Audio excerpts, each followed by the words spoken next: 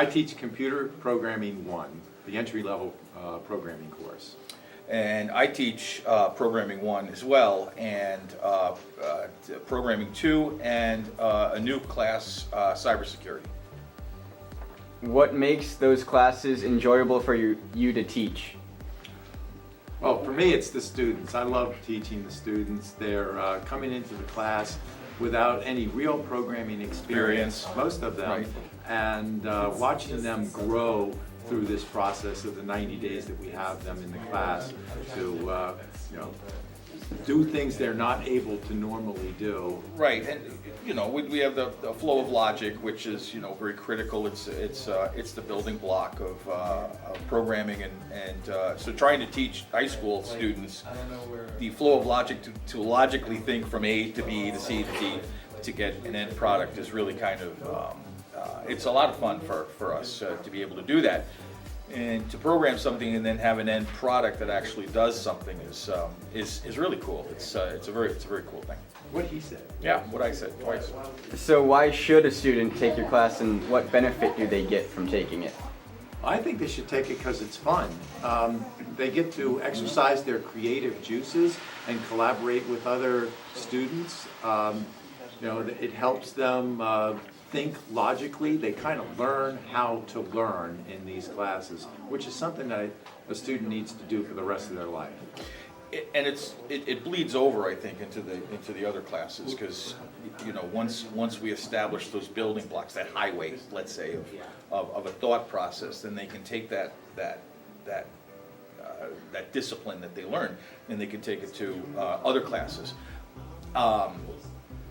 There's also a lot of project-based work that we do in our class, and because we both teach the same class, what we've started to do is compete against one another. So we have two major projects, the Halloween project and the Thanksgiving Mayflower project or the Mayflower project, in the fall, We give the kids anywhere between 5 and 10 days to work on a project together. Then we bring our classes together in the media center and we allow them to compete against one another. We really emphasize the 4 C's, which is creative and collaboration and critical thinking and communication. We really we push for that in our classes.